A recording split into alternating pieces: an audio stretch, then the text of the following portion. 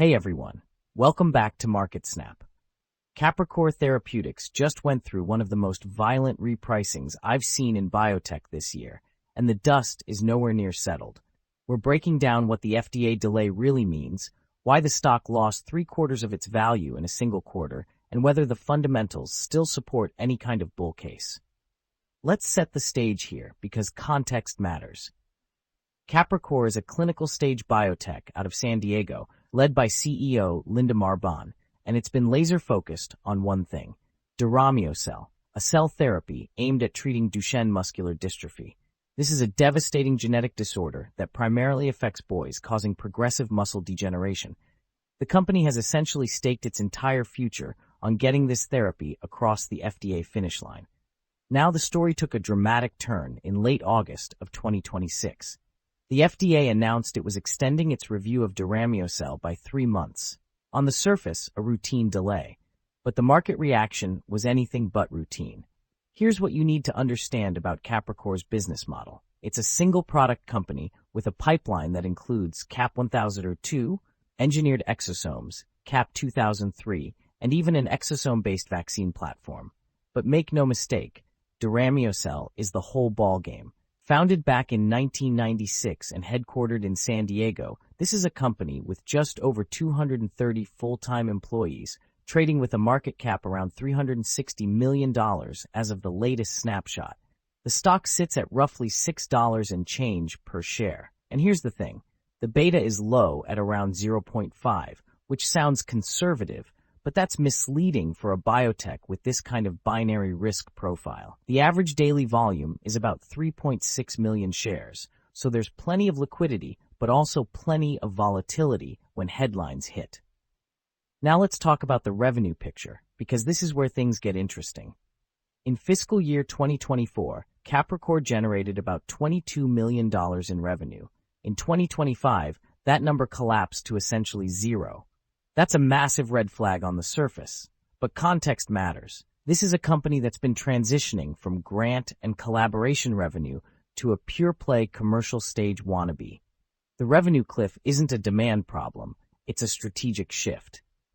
The company has never posted a profitable year. Gross margins are negative, which is typical for a clinical stage biotech that's spending heavily on manufacturing scale-up and clinical trials.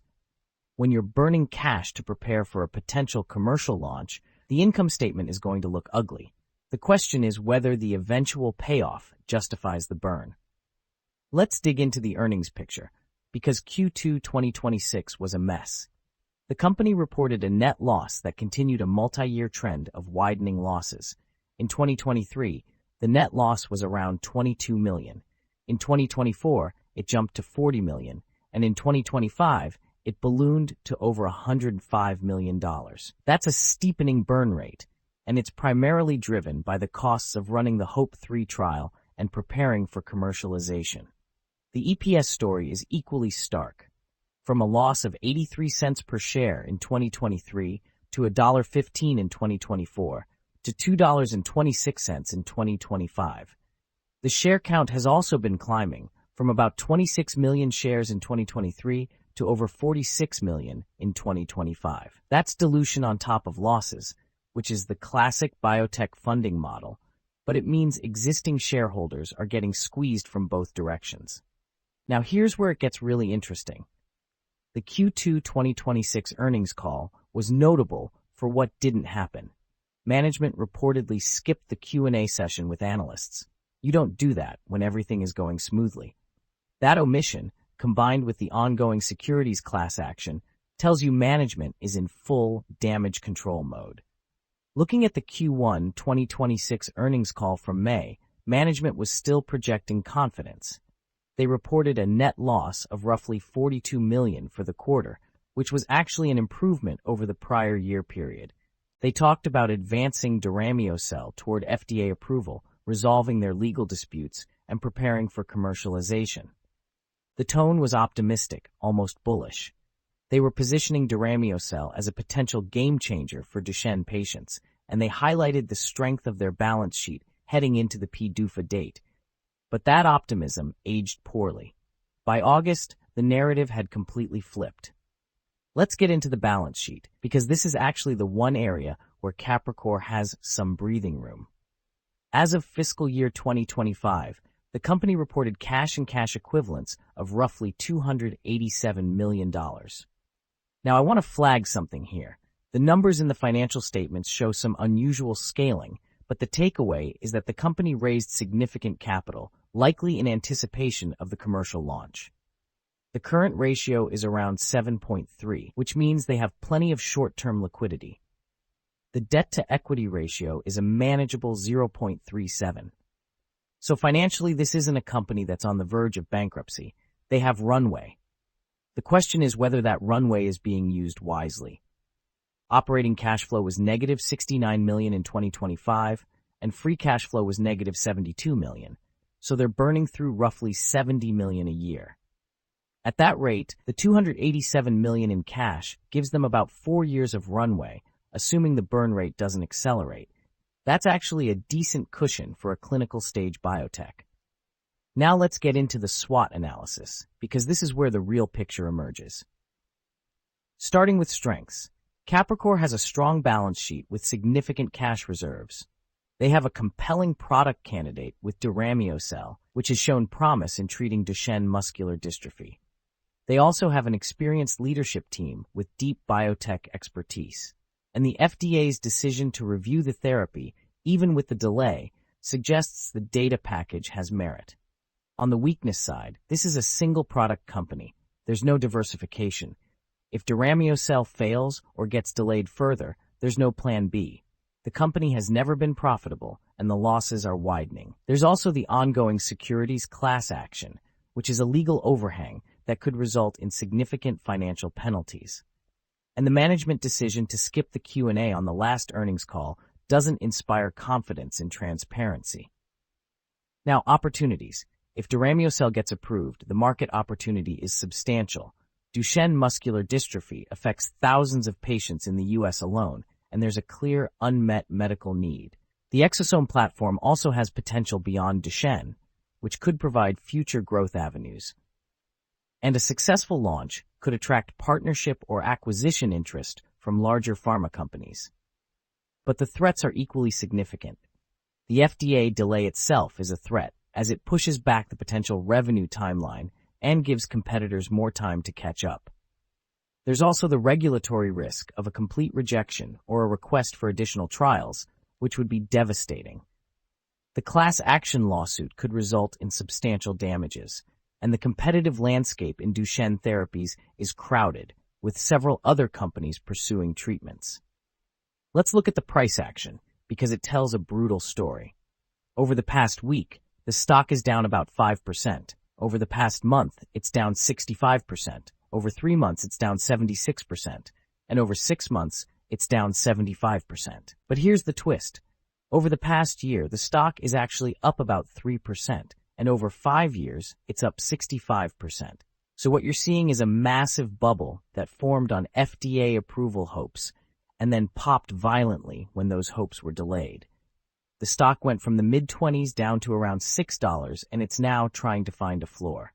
The one-week performance of negative 5% suggests the selling pressure is easing somewhat, but it's too early to call a bottom. The stock is trading well below its recent highs, and the technical picture remains bearish until it can reclaim some key moving averages. All right, here's my honest take on Capricor. This is a high-risk, high-reward, speculative biotech play, and the recent price action reflects exactly that. The MarketSnap model puts a fair value estimate somewhere in the ballpark of $160, but I want to be very clear. That number is extremely sensitive to assumptions.